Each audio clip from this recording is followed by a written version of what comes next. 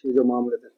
देखिएगा, 26 तारीख को एक शिकायत हमें सुरेंद्र की, जो कि बाल्की का रहने वाला है, उसने एक शिकायत दी जिसमें कि रविंदर और अन्य 15 लोगों के खिलाफ एक शिकायत दी, जिसमें कि उन्होंने जिक्र किया कि रविंदर पक्ष के आदमी लगभग 3 गाड़ियों में आए और हमें जान से मारने की कोशिश की, जिसमें कि मौके पे पुलिस पहुंची और हत्या के प्रयास में और आर्म्स एक्ट में हमने पर्चा दर्ज किया।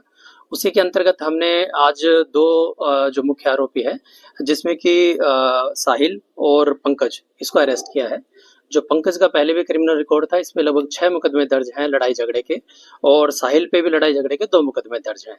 जैसे कि आपको विदित है कि पहले भी 19 तारीख को इन दोनों पक्षों में लड़ाई झगड़ा हुआ था, जिसमें कि हमने क्रॉस एफआईआर दर्ज की थी और दोनों एफआईआर में अरेस्ट भी हो चुकी है। आज हमने इन दोनों को अरेस्ट किया है और इनको रिमांड पे लिया जाएगा, और रिमांड के बाद जितने जो इंटरोगेशन में आगे चीजें आएंगी आपको अवगत कराया जाएगा। सर, रंजिश क्या थी अभी तक शुरुआती जांच? देखिएगा, 19 तारीख की जो वारदात थी, बेसिकली सीवर को लेके कहीं सुनी हुई थी रविंदर हाथी के बीच में और सुरेंद्र के बीच में। उसी दिन की रंजिश को रखते हुए 26 तारीख की जो वारदात है, इसका जो वारदात है ये हुई। इसमें बेसिकली जो सुरेंद्र था, जो शिकायत करता है हमारा, पालकी माजरा में झंडा फहराने के लिए जा रहा था, जो कि सामने से रविंदर और उनके कुछ साथी वहां पे आए और लड़ाई झगड़ा किया और काफी ज्यादा मात्रा में मारपीट की, जिसमें से लगभग हम मेडिकल रिपोर्ट की बात करें तो 10 से 12 फ्रैक्चर हैं। उसी के अंतर्गत हमने एफआईआर लॉन्च करके आगे की कार्रवाई को। सर, एक फायरिंग की भी बात आ रही थी, कितनी सच्चाई उसमें? कौन सी वाली डेट की बात करेंगे? हाँ जी, मैंने जैसे आपको बताया कि बिल्कुल इसमें फायरिंग की बात आई थी, और जो आर्म्स है वो हम बेसिकली पंकज से रिकवर हुआ है, और आगे की भी जो पूरी की पूरी इन्होंने घटनाक्रम को अंजाम देने के लिए जो साजिश रची थी, उसके बारे में पूछताछ की जाएगी और आपको अवगत कराया जाएगा। जो पंकज है बेसिकली वो काठीवास का रहने वाला है, काठीवास प्रतापपुर का रहने वाला पंकज, और जो साहिल है वो काठीवास का रहने वाला है। आर्म्स का आम आदमी के पास आजकल होना एक प्रचलन हो गया, आखिर ये आर्म्स लाया था?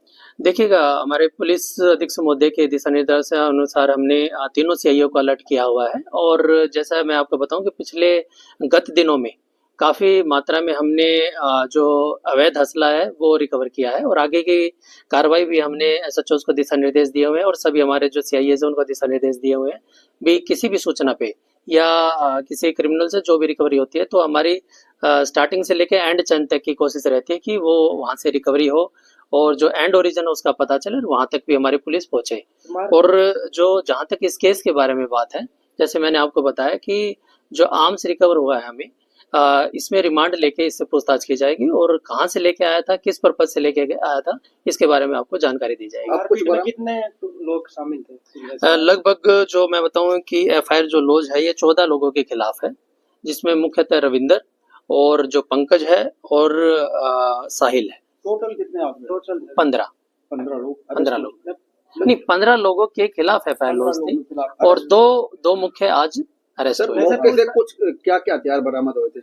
देखिएगा, जो मौके पे काफी मात्रा में जो तेजधार हथियार थे वो बरामद हुए हैं, और जैसे मैंने आपको बताया आर्म्स है, जो एक असला है, अवैध असला है, वो रिकवर हुआ है। जो वाहनों में आए थे, क्या वो वाहन भी जब्त किए? हाँ जी, बिल्कुल, तीन वाहन थे, उनको जब्त किया गया। पूछताछ में पता चला ये 15 ही है, कोई और भी कम बच्चे जा रहे हैं? जी बिल्कुल, जैसे मैंने आपको बताया कि इसमें जो साहिल था ये नामजद आरोपी नहीं था, ये जो पंकज है, पंकज की पूछताछ में ये सामने आया था और इसको अरेस्ट किया है, और हमें उम्मीद है इन 15 के अलावा भी और भी इसमें शामिल हो सकते हैं, वो आगे की पूछताछ होगी उसमें आपको बताया जाएगा। जैसे 2 आरोपी आए जो पकड़ में पूछताछ में, ये मतलब पैसे के लिए काम करते थे या रविंद्र के आदमी वैसे? रविंद्र के कहे अनुसार काम करते थे, जो वो कहता था उसी हिसाब से काम किया जाता था। पहले जो मुकदमा है लड़ाई झगड़े वे भी रविंद्र के कहने पे? जी बिल्कुल, जो पहले के मुकदमे थे, जो पहले 19 तारीख को जो दर्ज हुए हैं, क्रॉस मुकदमा दर्ज हुआ, वो भी रविंद्र के कहने पे हुआ था।